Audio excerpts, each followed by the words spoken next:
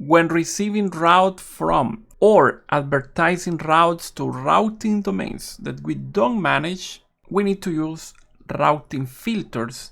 Routing filters have been completely redesigned in RouterOS 7. In this video, you will learn what a routing filter is and how we're going to apply those conditions and actions in our Mikrotik devices. Welcome to the network trip.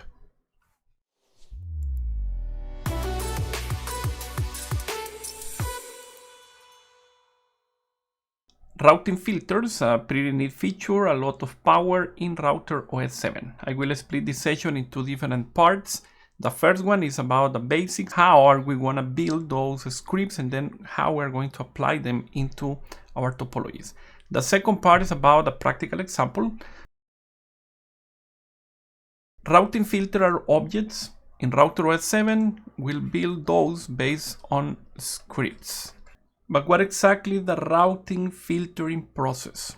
It's basically a process by which certain routes are not considered for inclusion in the local route database or not advertised to one's neighbors. For example, if we have multiple routing domains, those different routing domains will be exchanging routes. For example, the Autonomous System 200 can be sending a bunch of routes to the Autonomous System 100. But we can apply a filter when we are advertising those prefixes or when we are receiving those prefixes. Routing filters can be applied to BGP, ospf, and RIP. Let's assume that we are the network administrators in the Autonomous System 200. If we are going to apply routing filters in that device, we have two options. We can apply an input filter that is applied to routes as they are learned from a neighbor. For example, routes that are coming from the Autonomous System 100 or the Autonomous System 300. So we can apply those routing filters in the routing process that is being executed in R1. Additionally, we have a second option. We can create a routing filter and then we can apply that in the output direction. That filter is applied to the routes before they are announced to a neighbor. R1 can have a pretty big database with routes. This can be a BGP database, can be an ospf database. So before announcing all of the routes, we can filter some of them and then we can say, okay, we're just going to announce that subset of route to my BGP neighbors. Remember, routing filters will work on BGP, ospf, and RIP. So that's the main idea behind routing filters. How are we going to create those routing filters in RouterOS 7? The approach now is completely different to RouterOS 6. In RouterOS 6, the approach was completely different. We had a window on the Windows where we can select multiple properties, but now that is completely different and we have a script-based approach. At first sight, it can seem challenging, complex, but if we are able to understand the structure, we'll be able to create pretty powerful scripts to filter routes or manipulate attributes. This is the main structure for a routing filter. So we can see that we have if, matchers, and then we are going to apply actions. So we are going to define some conditions, and if those conditions are met, then we are going to apply some actions. We can have a single condition or we can have multiple conditions. One example of condition can be prefixes greater than 25. So this is just a condition. And we can have more than one condition. Additionally, I can say, for example, and that prefix has been originated by BGP. So now we have two conditions. The condition 1 is having a prefix greater than 25. The second condition, that route has been originated by BGP. So once we have a single condition or we have several conditions, then we're going to apply an action. And that can be a single action or can be multiple actions. For example, one action can be increasing the metric by 10. So if we are receiving routes that are matching the two previous conditions, then we are going to increase the metric by 10. And then, for example, we can accept those routes. If we are adding routing filters to any of the routing protocols that are supporting this feature, we must explicitly accept all the prefixes that we need, because if not, they will be rejected by default. So the idea is kind of simple. We define conditions, one or many, and then we are going to apply actions, one or many. For those matchers or conditions, we can use property that can be read-only or writable. To be able to successfully create these routing filters, we can analyze one step at a time. So let's start with the matchers. So how is that section gonna be built? To create those matchers, we have two options. The first one is by comparing two different properties. For example, we can have the property, then an operator, and then the second property. Let's assume that we need to match all the prefixes greater than 25. How we'll translate that into a comparable format in RouterOS 7? So first we need the if statement. So that is going to be in parentheses. This is going to be the destination prefix.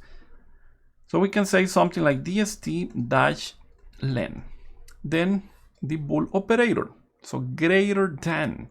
That is going to be that symbol there. And finally the second property, that is going to be 25. So now we have one condition.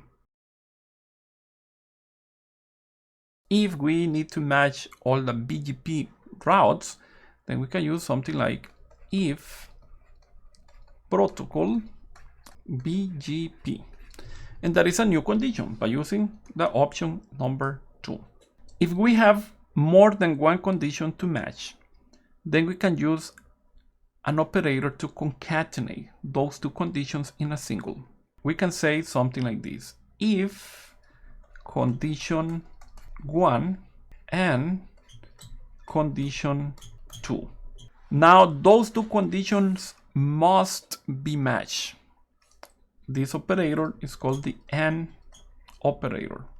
Or probably we only need to match at least one of those two conditions.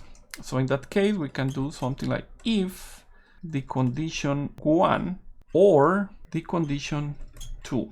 So that is the OR operator. There are multiple operators that we can use here, and we have the list just below.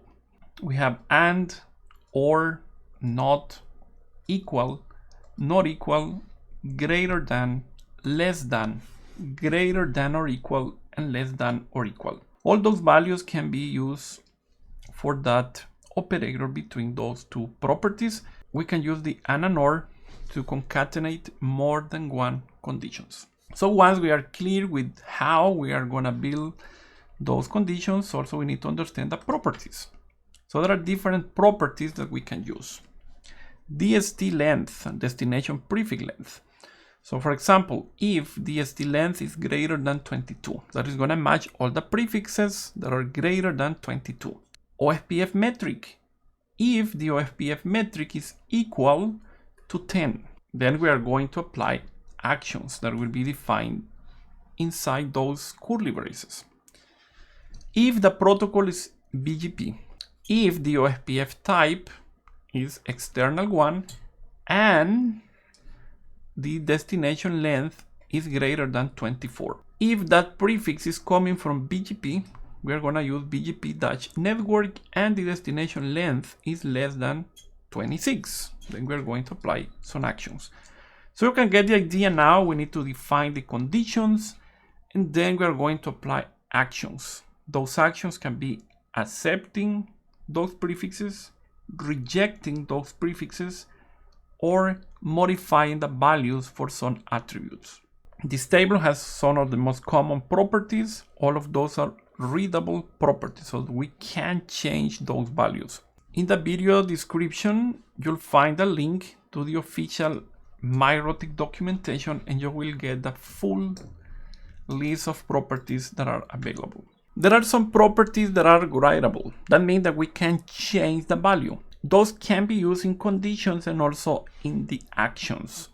For example, for the actions, the distance, we can manipulate that value. We can use the distance to create a condition, but also we can change the value. Scope target, BGP weight, BGP met, and so on and so forth. For example, if the destination length is greater than 22, then we are going to manipulate. We are going to change the BGP weight. We are going to set that value to 100. A second example, if the ospf metric is equal to 10, then we are going to add 10 to the current value. So if the value is 10, now we are going to have 20. You can see that operator plus 10 basically just gonna take the value that is currently in the ospf metric and is gonna add 10 to it. If the route is originated by BGP and has a destination length less than 26, then we'll set the local preference to 200. So we can clearly see here we have the condition and then we have the action. And those here are the matchers, and inside we have some actions. In the actions block, we can see that keyword, set, for example. So set is basically used to put a value in that writable property. So in this case, we are putting the 100 value inside that property. But there are some additional keywords, and also we can use more than one action inside one block. So the most common commands that we'll use in the action statement are accept, reject, and set.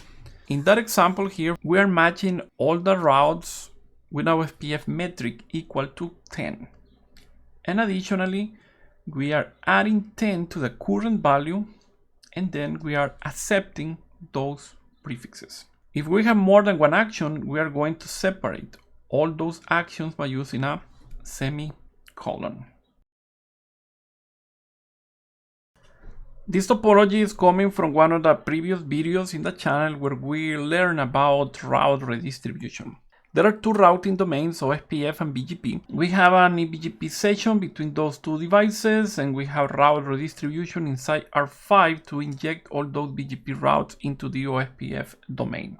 In this case, the routing domain 1 is ospf, but that can be BGP or any other routing protocol. But just to keep everything simple, I'm gonna use the same topology from the previous lab. So I have created several routes in the BGP domain, and now that domain is injecting to our autonomous system routes /24 and some routes /25. So the idea with the routing filter is we are going to accept all the /24 prefixes, and then we are going to deny any other prefix length. So the idea for the conditions is accepting /24 and rejecting everything else. There are two steps to complete this process. The first one is creating the routing filter, and the second one is applying the routing filter into the BGP process in R5 in the input direction. Let's go to the ASVR and we'll create a routing filter. So let's go to R5, and then we'll go to the routing menu, and then the second option is filters. This section looks completely different than in RouterOS 6. So let's go to rule, the first tab, and we are going to create a filter. There are two fields to complete. The first one is the name. The second one is a script, where we are going to play with all the conditions and actions. So for the chain, let's give it the name BGP in V1. Our idea is to accept all the prefixes that are /24. So we can simply add an if statement, and we can say dst-len equal to 24, and then we're going to apply an action, and the action is going to be accept. So this is one way for doing this. Remember, we are explicitly accepting the prefixes that we need. By default, there is a reject action, so we don't need to type that. Or if we need this script to be more explicit and readable, we can add the else statement, and then we can say reject. So as I mentioned, this is completely optional because by default, the reject action is gonna be applied. So let's try how that works. So this is gonna be the version number 1. And then we'll perform some changes in that script to see how everything goes. So now we have that object is doing nothing at this point because we need to apply that filter to the BGP process. So let's go to routing and then BGP. Now I have a single connection. And if I go to BGP and then filter, we can select the input filter. That in this case is gonna be BGP in V1. And now I can say, okay. That filter is gonna be applied. If I go to IP routes, now all the prefixes /25 are red. Still they appear in the routing table, but with the invalid and filter flags. So basically we have successfully applied the routing filter to all the prefixes that are being injected into our autonomous system. So this device is sending /24 and /25 prefixes, but in this case we'll be accepting only prefixes with /24. What will be the approach if we need to reject all the prefixes with a length greater than 24? So for example, if we are receiving /22, 23, 20, we'll accept that, but we are going to reject all the prefixes with a value of 25 or greater. So to do that, we can modify slightly the routing filter. So let's go to the filter and I will simply copy that one. So now instead of telling here the destination length equal to 24, we are going to say the destination length greater than 24, and then we can reject those prefixes and then we can accept all the remaining prefixes. So if we are getting prefixes with 20, 21, 16, they will be accepted. If we are getting 27, 26, 30, or any value greater than 24, that is going to be rejected.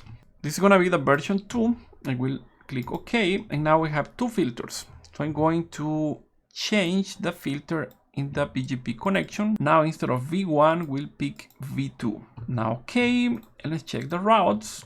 And you can see that still we are filtering all the prefixes that are greater than 24. And we are accepting all the prefixes with 24. So how can we modify that routing filter to do the opposite? That means we need to accept the /25 and we need to reject the /24.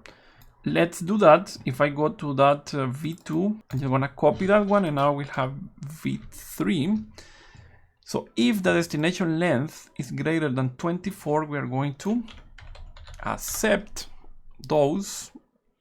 If not, we are going to reject those filters.